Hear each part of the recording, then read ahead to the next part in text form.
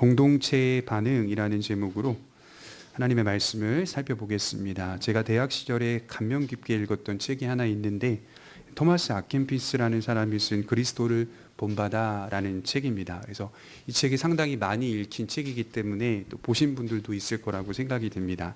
이분이 종교개혁이 일어나기 전에 사역을 했던 사제이자 수도사였는데요. 평생 수도원에서 경건한 삶을 살고자 있었던 사람으로 평가를 받고 있습니다. 당시에 로마 카톨릭이 타락과 부패가 굉장히 많이 진행되고 있는 과정 속에서 이 토마스 아켄피스는 이 타락과 부패에 대해서 비판하며 수도원에 들어가서 평생 동안 성경을 연구했던 사제로 평가를 받고 있습니다. 그래서 그리스도를 본받아라는 이 책은 지금도 전 세계적으로 많이 읽히고 있는 기독교의 고전으로 이렇게 칭송을 받고 있습니다.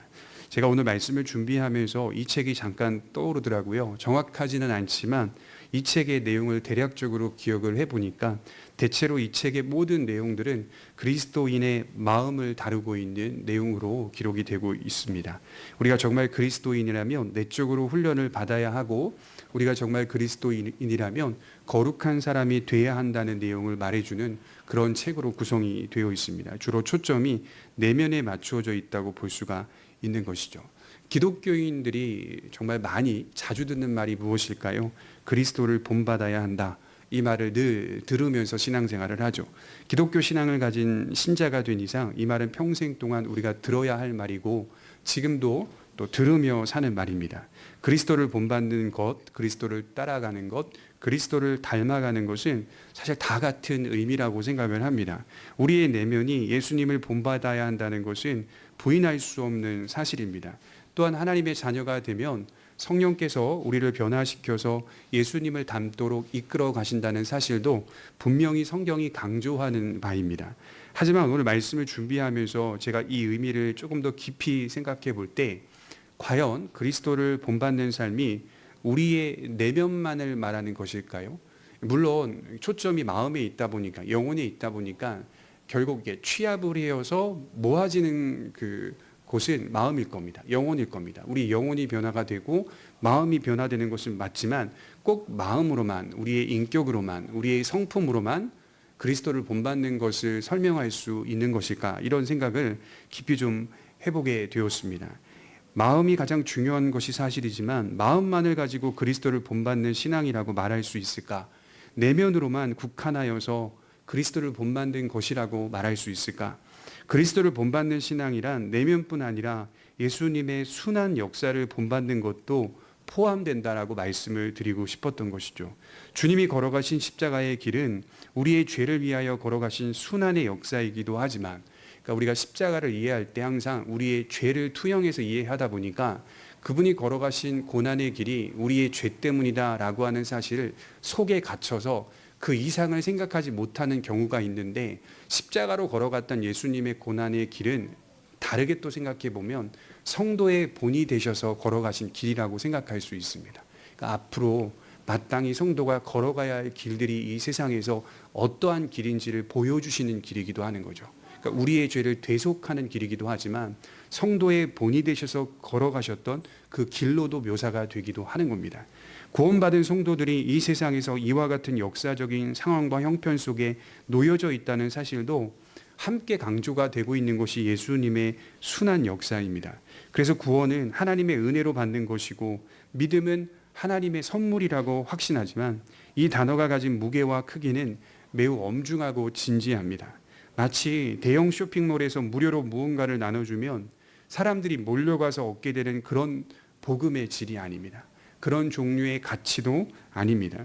그 정도의 가벼운 가치라면 성경은 믿는 자의 길을 매우 험난하고 위험하며 죽기를 각오해야 하는 길로 묘사하지 않았을 것입니다. 믿음은 하나님의 은혜로 말미암아 주어지는 선물이다라고 하는 것은 값없이 주시는 조건 없이 주시는 하나님의 선물이고 축복이다라고 받아들일 수도 있지만 한편에서 성경이 설명하고 있는 믿음의 길이라고 하는 것은 굉장히 좁고 위험하며 많은 사람들이 따라가지 않는 길로 표현을 하고 있기 때문에 복음으로 말미암아 구원받는 길의 가치는 그렇게 가벼운 것이 아니다라고 하는 것이겠죠.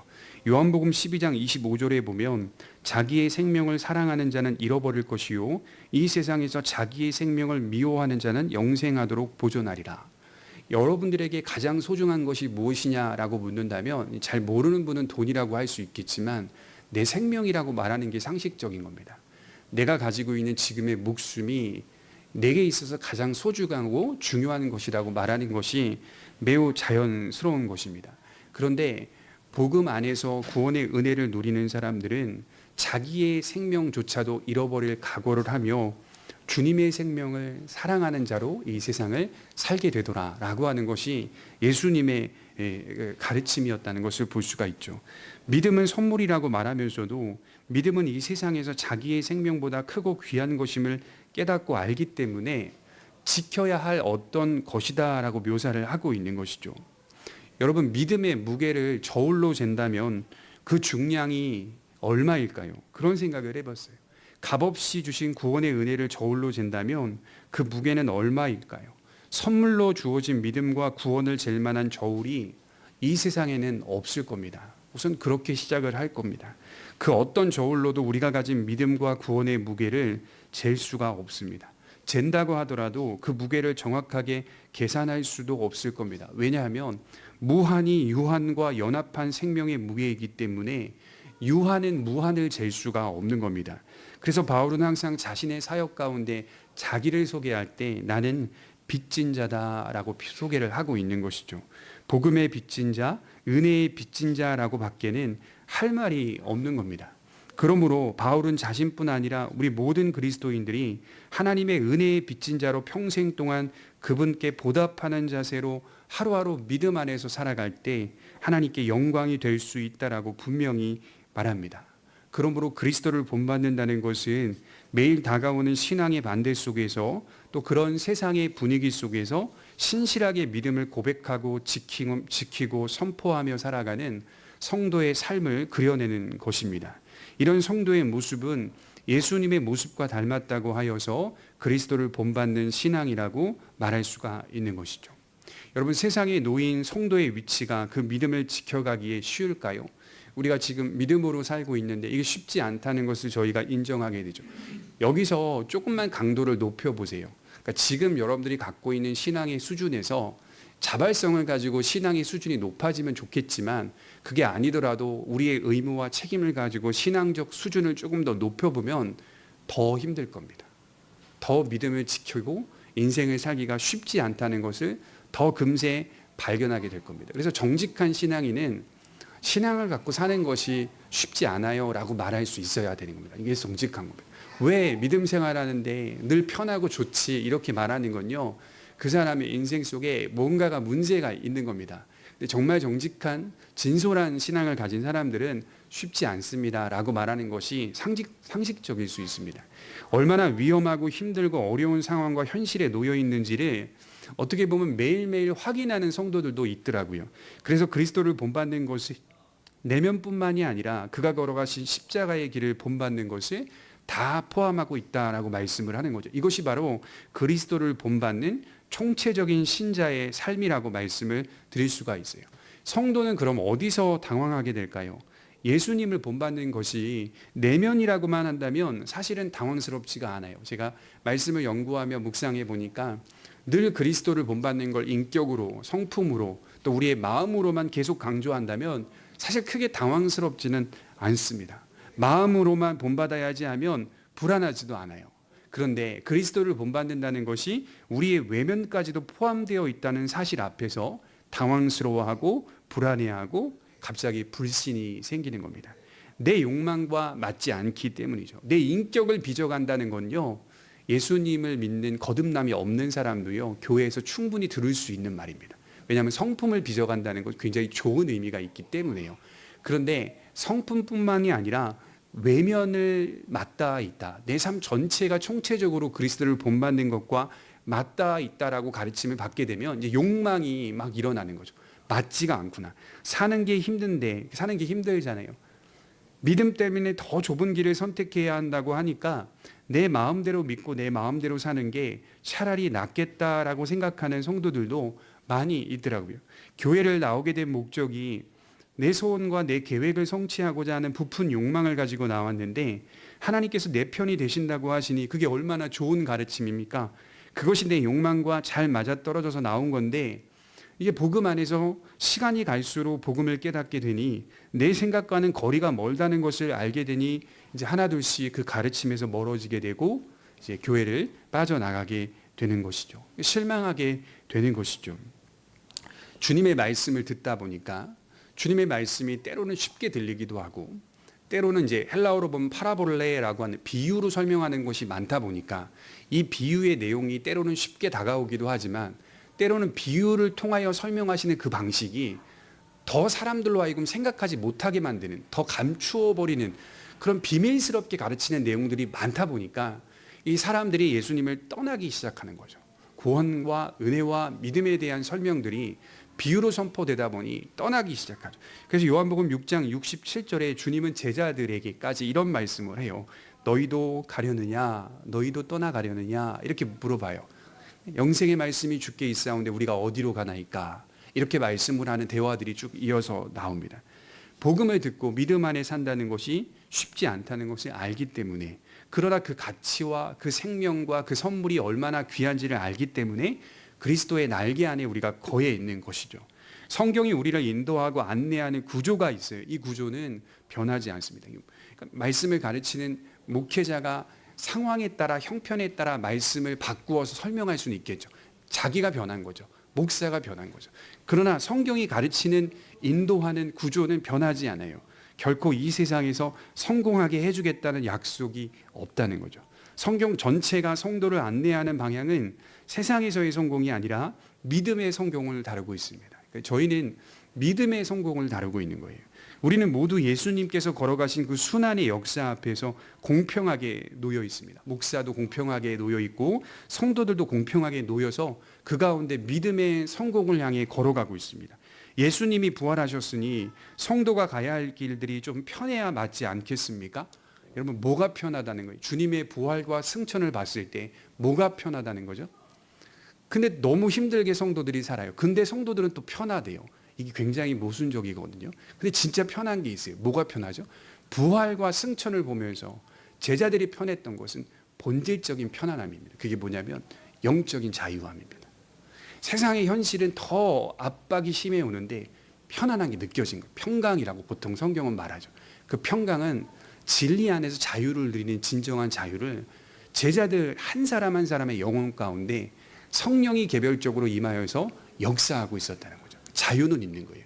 평강은 존재하지만 그들이 살아가는 외면적인 삶은 계속적으로 힘겨운 삶으로 맞닿을 수 있다는 것을 설명하는 것이죠. 초대교회 성도들은 그 부활의 주님을 믿었고 성령도 받았습니다. 그런데 세상에서 힘겹게 살아가는 건 도대체 무슨 의미일까요? 성도 안에서는 폭발적인 진리의 위력과 능력이 샘솟습니다. 사도행전 보시면 살아있잖아요. 믿음이 막 성도 안에서 폭발적인 진리의 위력과 능력이 막 샘솟아요. 그런데 정말 재밌는 거는 세상을 조금만 둘러보면 세상 역시 굉장한 위력이 샘솟고 있습니다. 굉장한 힘과 위력으로 성도를 압박해 오고 있다는 것을 보셔야 하는 것이죠. 그런 형편과 분위기 속에서 우리는 과연 어떻게 맞서야 하는지를 우리가 오늘 본문 가운데 생각해 봐야 하는 것이죠.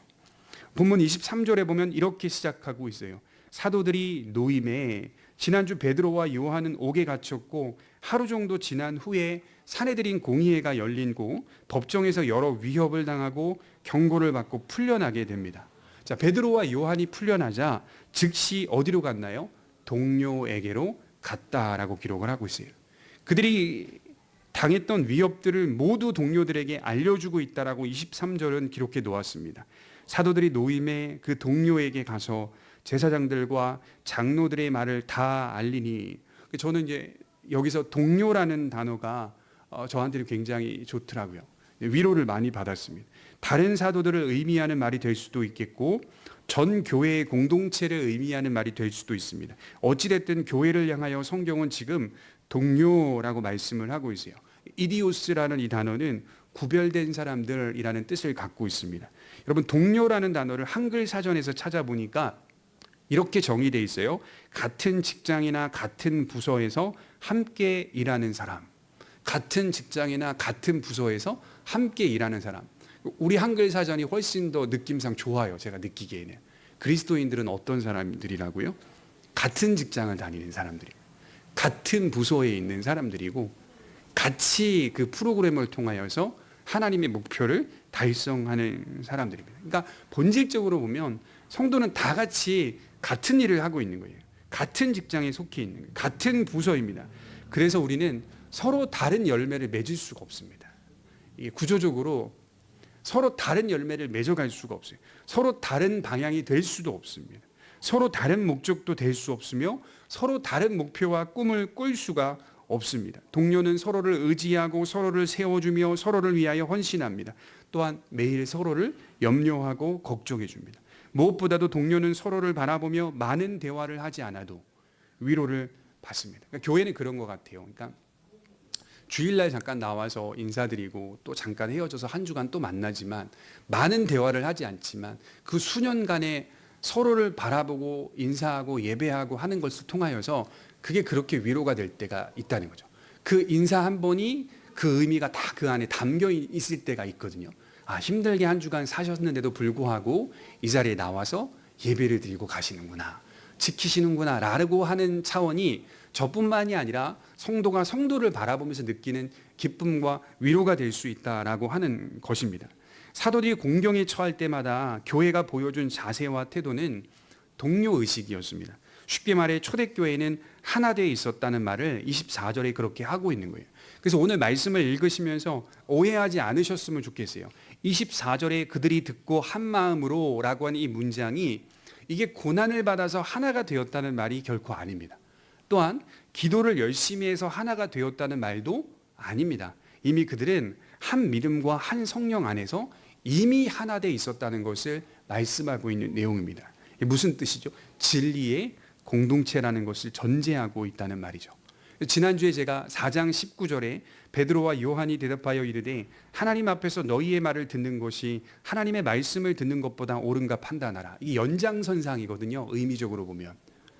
그러니까 진리의 공동체라고 하는 이 전제는 어떤 의미가 있냐면 예수님을 주로 모시고 살며 우리는 그의 종들이라는 사실을 의미하는 내용입니다. 전에는 내가 나 자신의 통치자가 되었고 나를 다스렸다면, 전에는 세상의 여러 풍조가 나를 다스리고 통치하며 살게 하였다면, 이제는 예수님께서 우리의 주인이 되셔서 그의 말씀으로 우리를 통치하신다는 사실을 우선적으로 믿는 삶의 우선적 원리를 가지고 있는 공동체다라고 하는 것이 드러나고 있어요. 한 마음이 되었다는 것으로. 그래서 진리를 전제하지 않는, 예수님을 믿는 믿음을 전제하지 않는 공동체는 교회라는 간판을 걸어도, 교회라고 명칭하여도 교회가 아닌 게 되는 겁니다. 그것은 하나의 일반적인 공동체일 뿐인 것이죠. 지금 초대교회 공동체는 성령 안에서 이미 한 마음이 되어 있었고, 베드로와 요한이 겪은 긴박한 상황을 들으면서, 그러니까 베드로와 요한이 저런 일 겪었네 이것으로 끝난 게 아니라 어떻게 생각을 했냐면 앞으로 우리도 맞이할 일들이 될 수 있겠구나 이렇게 느꼈던 거죠. 앞으로 마땅히 우리의 삶에도 펼쳐질, 우리와 무관한 삶이 아니라, 무관한 길이 아니라 마땅히 우리도 걸어가야 할 길임을 분명히 하면서 기도하고 있습니다. 그래서 24절을 다시 보면 그들이 듣고 한 마음으로 하나님께 소리를 높여 이르되, 기도의 구조죠. 기도의 형식이죠. 대주제요 천지와 바다와 그 가운데 만물을 지으니시오. 그러니까 이런 현실 앞에 그리스도인들은 어떻게 대처해야 할까요? 앞으로 적대적인 상황들을 어떻게 마주해야 할 것인지 오늘 한 마음으로 기도하는 성도들의 모습 속에서 우리가 걸어가야 할 길들을 생각해 보게 되는 것이죠. 첫째로는요, 적대와 고난을 신실하게 대면하기를 간구하고 있습니다. 우리 24절 25절에 보면 이렇게 기도가 이어지고 있어요. 그들이 듣고 한 마음으로 하나님께 소리를 높여 이르되 대주제요 천지와 바다와 그 가운데 만물을 지은 이시요 또 주의 종 우리 주상 다윗의 입을 통하여 성령으로 말씀하시기를 어찌하여 열방이 분노하며 족속들이 허사를 경영하였는고 세상의 군왕들이 나서며 관리들이 함께 모여 주와 그의 그리스도를 대적하도다 하신 이로소이다. 무엇보다 우리가 믿는 하나님에 대하여 뭐라고 말하죠? 창조주 하나님이시여 이렇게 인식하고 있죠. 대주제여라고 하는 단어의 뜻은 창조하신 분은 유일하게 하나님이시고 대주제라는 것은 주재권을 갖고 계신다. 하나님만이 이 세상의 통치의 주재권을 갖고 계신다라고 하는 것을 분명하게 인식하며 기도하고 있습니다. 모든 주권과 통치와 다스림은 오직 하나님에게서만 나온다는 역사적 인식을 가진다는 말입니다. 단순하게 생각해 보면 사람은 두 종류밖에 없어요. 창조주를 인정하는 사람이 있고요. 창조주를 인정하지 않는 사람이 있습니다. 이 두 종류에서 사람은 갈립니다. 자, 창조주를 인정하는 사람은 창조주 안에서 모든 것을 생각하며 살게 되죠. 창조주를 인식하다 보니 내 삶에 일어나는 모든 일들이 창조주 안에서 계속 생각하려고 하는 경향을 띱니다. 그러나 창조주가 없다. 나는 우연의 산물이다. 자기의 탄생은 우연의 산물이라고 말하는 사람들은 우연히 내가 태어났기 때문에 내가 이 세상을 어떻게 사느냐가 중요하다고 인식합니다. 우연히 태어났기 때문에 나는 지금 목적을 내가 만들어 가야 하는 것이다. 자연스럽게 창조주를 인정하는 사람은 창조주 안에서 인생을 생각하게 될 것이고, 인정하지 않는 사람은 자신이 곧 창조주가 되려 할 것입니다. 자기의 노력과 수고와 재능이 믿음이라고 생각하는 것이죠. 그래서 자기의 재능만을 바라봅니다. 성도들은 항상 출발선을 기억하는 사람들이죠. 수십 년 인생을 달려왔어도 출발선은 하나입니다. 하나님의 창조로부터 시작되었다는 사실이죠. 제가 요즘 또 읽고 하는 책이 은혜로운 노년이라는 책인데요. 노년이 되어서 죽음을 앞두고 있는 신학자가 이제 프린스턴 신학교의 초대 교수였던 이제 교수님이 쓴 짧은 편지인데, 또 읽는 이유가 이게 지나치기가 어려운 문장들이 너무 많아요. 어려운 게 아니라 너무 은혜가 돼서. 그런데 이제 제가 그 책을 읽으면서 지금 또 쓰고 메모 또 하고 하는데 느끼는 게 뭐냐면, 항상 정말 출발선으로 항상 돌아오세요. 그러니까 80세, 90세가 됐는데도 불구하고 그냥 우리가 늘 주일학교에 배웠던, 쉽게 배웠던 그 진리의 내용들, 그 출발선에서 벗어나지 않고 마지막 임종을 앞두고 있을 때에도 그 출발선으로 다시 갑니다. 하나님의 창조로부터 생각하고 감사하고 기뻐하고 찬송하며 그 안에서 구원의 노래를 부르고 있는 한 노신학자를 보면서, 결국 이 복된 신앙의 의미가 끝까지 동일하게 고백되고 있구나라는 것을 깨닫게 되는 것이죠. 지금도 하나님은 통치하시고 다스리신다는 사실을 부인하지 않습니다. 그래서 종말의 빛 가운데서 성도는 살아가는 것이죠. 하나님의 계획과 목적에 따라 섭리하셔서 장차 구원하시고 심판하신다는 사실을 믿는 겁니다. 그리고 우리가 살아가는 그 과정 속에서 하나님을 향하여, 그리스도를 향하여 세상의 분노와 대적을 보게 되는 것이죠. 지금 초대교회 성도들은 적을 멸해달라고 기도하는 내용이 없어요. 그래서 오늘 본문의 기도의 내용들을 들여다보시면 적을 멸해달라고 기도하는 내용이 없고요. 또 해를 입지 않게 해달라고 기도하는 내용도 없습니다. 기도가 처음에 어떻게 시작하냐? 세상의 적대와 고난을 신실하게 대면하게 해달라고 기도하고 있습니다. 그러니까 이런 기도는 복음의 의미를 제대로 알고 있는 사람들만이 드릴 수 있는 기도입니다. 그리스도인들이 인위적으로 고난을 추구하는 사람들은 아니지만 필연적으로 고난을 받게 되고 겪게 되는 형편과 위치에 놓여 있다는 사실을 인정한다는 것이죠. 그러니까 여러분, 우리는요, 일부러 고난에 뛰어드는 사람들은 아닙니다. 그러니까 제가 여러분들이 강조하는 복음은 자기를 학대해가지고 고난에 참여하자, 그런 걸 얘기하는 게 아니에요.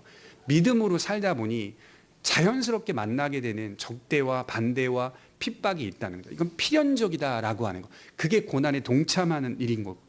세상은 기본적으로 하나님을 향하여 분노합니다. 세상은 하나님께서 보내신 그의 아들 그리스도, 기름 부음 받은 자를 대적합니다. 이것이 세상의 가치관이죠. 또한 세상은 25절에 보면 헛된 것을 경영한다라고 표현하고 있어요. 계획하고 추진한다, 이런 뜻이기도 합니다. 이 말씀은 시편 2편 1절 말씀을 인용하는 본문인데요. 25절에 보면 또 주의 종 우리 조상 다윗의 입을 통하여 성령으로 말씀하시기를, 그리고 니은으로 되어 있죠. 이게 시편 2편 1절을 말씀하고 있는 관주입니다. 어찌하여 열방이 분노하며 족속들이 허사를 경영하였는고, 그대로 인용하고 있어요. 여러분, 시편은요, 지금 사도행전의 기록과 역사적인 간격이 굉장히 크거든요. 제일 오래된 시편이 주전 1440년이니까 사도행전이 주 66년 정도 경에 기록되어 있다라고 하니까 최소 못해도 이게 역사적으로 보면 1300년 정도의 차이가 납니다. 제가 왜 역사의 간격을 말씀을 드리냐면 세상의 패턴이 오래전 시대나 지금의 시대와 차이가 없다는 거죠. 역사의 패턴이 다윗이 살던 시대나 지금 사도행전의 시대나 우리가 살고 있는 현대 시대예요. 전혀 차이가 없어요. 역사의 패턴을 살펴보면 항상 똑같았습니다. 하나님을 향하여 분노했고 그리스도를 대적했으며 인간은 마음먹은 대로 무엇이든지 행하고 있다라고 하는 것입니다. 제가 며칠 전에 공영방송 뉴스를 보면서요, 많이 나오더라고요. 이 보도가 보셨을 거예요. 아마 파리올림픽 관련 보도가 나오는데 레오나르도 다빈치가 그린 최후의 만찬이라는 그림 아시죠? 올림픽 개회식에서 그것을 패러디한 공연이 있었던 것 같아요. 예수님이 중간에 동성애자가 되고 주변의 트랜스젠더들과 다른 동성애자들이 제자가 되어서 최후의 만찬을 이제 패러디한 겁니다. 힘이 있는 카톨릭에서 항의를 했다고 해요. 항의를 해서인지 며칠 뒤에 바로 사과문을 내보냈습니다. 그 공연을 기획한 사람이 인터뷰하는데 이런 말을 하더라고요. 이것은 인간의 진정한 자유이며 예술이다라고 하였습니다. 한편으로는 진짜 뭐가 인간이 추구하는 예술일까? 뭐가 인간이 추구하는 자유일까? 이런 고민도 또 그런 생각도 하게 됐고, 또 한편으로는 캐톨릭이 분노하자. 아마 기독교가 분노했으면 사과문 안 내보냈을 것 같아요. 캐톨릭이 분노하고 항의하자 이제 바로 사과했다라고 보도가 나오더라고요. 그런데 저는 그것을 보면서 무슨 생각을 했냐면 항상 그래왔다는 거예요. 항상 그래왔다는 거예요. 역사의 패턴이었습니다. 하나님과 예수 그리스도를 어떤 식으로든 대적하고 조롱하는 것은 역사의 패턴입니다. 기독교가 그것을 가지고 분노한다고 해서 바뀌지 않습니다. 분노할 필요도 없는 겁니다. 초대교회 성도들은 그것을 말씀으로 인식하고 있었어요. 막 모든 일들에 다 대응하지 않았고요. 하나님의 말씀을 통하여 말세에 일어날 일들을 알고 있었기 때문에요. 넉넉하게 받아들이고 있어요.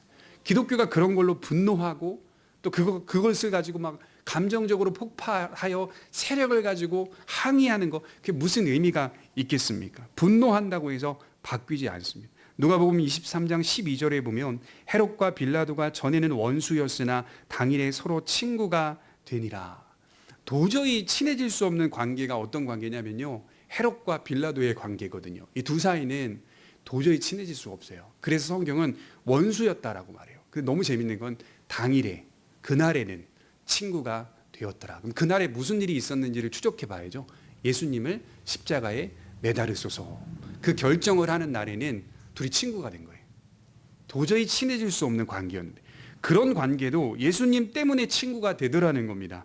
도저히 친해질 수 없는 관계도 예수님 때문에 서로 친구가 되어 복음을 반대하고 있더라는 겁니다. 우리 본문 26절을 보면 세상의 군왕들이 나서며 관리들이 함께 모여 주와 그의 그리스도를 대적하도다 하신 이로소이다. 과연 헤롯과 본디오 빌라도는 이방인과 이스라엘 백성과 합세하여 하나님께서 기름 부으신 거룩한 종 예수를 거슬러. 지구상의 모든 군왕들이, 모든 민족들이 하나님께서 기름 부으신 종 예수님을 대적한다라고 말하고 있는데 그 표현이 재밌어요. 모두가 다 합세하여 라고 기록하고 있습니다. 합세하여. 이것이 세상의 패턴이고 역사의 패턴이며 앞으로도 바뀌지 않는 패턴입니다.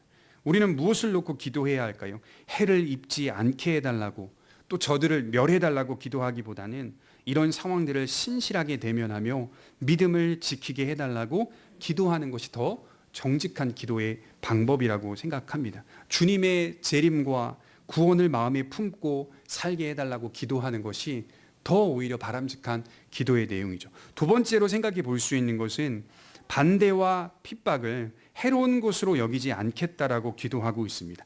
28절에 보면 굉장히 심오한 기도가 나와요. 우리 같이 읽겠습니다. 28절 시작. 하나님의 권능과 뜻대로 이루려고 예정하신 그것을 행하려고 이 성에 모였나이다. 겉으로 볼 때에는 대적들의 반대와 핍박이 그들의 권세와 능력을 나타내는 것 같지만 실상을 들어가 보니 하나님의 권능과 뜻을 이루고 있는데 전용이 되고 있더라라고 하는 것이죠. 악인들의 뜻과 목적을 성취하는 게 아니라 결국 나왔더니 뭐냐면 하나님의 열매였다는 거예요. 하나님의 뜻을 성취한다라고 하는 것입니다. 하나님의 작정 가운데 있는 것이기 때문에 하나님의 뜻을 이루는 일이 될 수도 있다라고 기도하고 있는 거예요. 하나님의 주권과 지혜는 우리 개인이 평가할 수 있는 영역을 넘어섭니다. 하나님은 반대와 핍박을 통해서도 뜻을 이루십니다. 모르고 계시는 것이 아니라 여전히 하나님의 뜻을 이루고 계시며 그 일이 하나님의 지혜 속에서 예정된 일을, 하나님 갑자기 깜짝 놀라시는 거예요. 저 때는 저게 나오면 안 되는데 이런 일이 없다는 거예요. 우리는 놀라잖아요. 이런 사건 저런 사건이 우연적으로 산발적으로 나타나기 때문에 우리는 놀라요. 왜냐하면 불확실한 자들이기 때문에. 근데 하나님은 갑자기 놀라서 내가 계획하고 정한 게 아니네 라고 하는 것이 아니란 말이에요. 하나님이 작정한 것 가운데서는 모르시는 게 없습니다. 하나님의 뜻을 이루고 계시며 그 일이 하나님의 지혜 속에서 정하여진 일이기도 하다는 것이죠. 잠언 16장 4절에 보면 여호와께서 온갖 것을 그 쓰임에 적당하게 지으셨나니 악인도 악한 날에 적당하게 하셨느니라. 악인은 그것을 제멋대로 행하고 있지만, 자유롭게 행하고 있지만 그 결과는 자기들의 뜻을 이룬 게 아니라 하나님의 뜻을 이루고 있더라 하는 것이죠. 여러분, 십자가의 사건만 보더라도 주님을 죽이면 다 된다라고 생각을 했어요. 그래서 예전에 그 그리스 시대의 그 고대의 격언에 보면 뱀의 머리를 잘라버리면 된다라고 하는 격언이 있거든요. 주님의 머리만 짓밟아버리면 다 된다라고 생각을 했단 말이에요. 다 끝이 났을까요? 그들 뜻대로 하였으나 주님은 부활하셨어요. 3일 만에 부활하셨고 결국 하나님의 뜻을 이루는 데에 분명하게 그들이, 악인들이 일조했다는 것이죠. 이 일은 하나님께서 미리부터 예정하신 일이었습니다. 이것은 여전히 하나님께서 인간계를 통치하시고 간섭하고 계신다는 말이 아닙니다. 그래서 저는 믿어요. 멀리 계시지 않습니다. 하나님. 여러분들의 삶에 가까이 계십니다. 멀리 계시지. 그래서 기도에 대한 소망이 생기는 겁니다. 그래서 자질구리한 거 하나까지도 다 하나님 앞에 고하게 되는 겁니다. 가까이 계시고 간섭하시고 통치하시니까. 또한 적대와 반대와 핍박 속에서 교회가 얻는 유익도 있는 것 같아요. 세 가지로 교회가 핍박을 받으며 겪는 유익이 있는데, 하나는 진짜 성도가 드러납니다. 반대를 겪게 되고 적대의 분위기를 만나게 되면요, 진짜 내가 성도인지가 드러납니다. 또 하나는 더 연단이 되어서 강한 사람이 되는 게 아니라 강인한 사람이 됩니다. 강한 사람은 사전적으로 보면 부러지는 사람이 될 수 있다고 하더라고요. 강인한 사람은 부드러우면서 강한 사람이라고 하더라고요. 강인한 사람입니다. 또 하나는 교회가 더욱 하나 돼갑니다. 그런 적대와 반대를 만날수록 모두가 겪으니 초대교회 성도들이 어떻게 했어요? 더 똘똘 뭉치자, 더 하나 되자, 더 그리스도의 진리를 고귀하게 여기자. 이것이 교회가 겪는 유익이었습니다. 교회는 긴박한 상황을 만나니 더 철저히 하나님만을 의지하는 쪽으로 나아갑니다. 여러분, 고난을 만나보면요, 여러 가지의 아픔들을 겪게 되면 결국 어떻게 사람이 생각하냐면, 이제 저 같은 경우는 하나님만이 나의 의지할 분이시구나, 이렇게 가는 거더라고요. 철저히 하나님만이 나의 소망이 되시는 분이구나 라고 하는 것이, 고난을 겪게 될 듯 아니면 어떤 상황을 겪게 되든 어떤 일을 만나게 되든 결국 그 결과로 답을 내리고 있는 제 자신을 보게 되는 거죠. 더 철저히 이 상황 속에서 하나님만을 의지하는 쪽으로 나아가게 되는 거예요.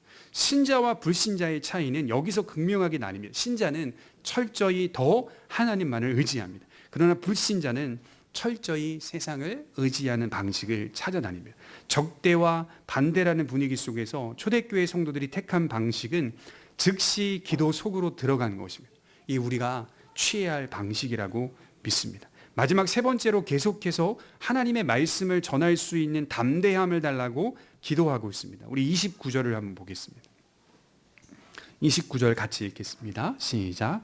주여, 이제도 그들의 위협함을 굽어보시옵고 또 종들로 하여금 담대히 하나님의 말씀을 전하게 하여 주시오며, 해를 입지 않게 해달라고 기도하는 것도 아니고 보호해달라고 기도하기보다 맡겨진 증인의 사명을 담대하게 계속해서 감당하게 해달라고 기도하고 있습니다. 이런 세상에서 위축되지 않고 담대하게 진짜 자유인으로서 하나님의 말씀을 전하며 살게 해달라고 기도합니다. 우리는 멈추지 않고 이 일을 계속해 나가겠다는 각오와 의지를 표명하고 있는 것이죠.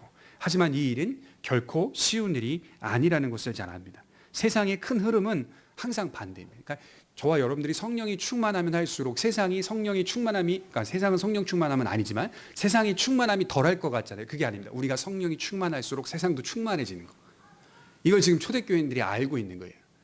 우리의 속에, 우리의 영혼 속에 생명이 샘솟고 진리의 능력과 위력이 샘솟고 있는 것만큼 세상을 돌아보니 엄청난 힘과 위력으로 우리를 잠식시켜 가려고 노려보고 있는 것, 같이 마주서고 있는 것. 그러니까 성도는 때로는 내 믿음이 세상의 위력 앞에 아무 형편이 없구나, 이런 걸 느낄 때가 있단 말이에요.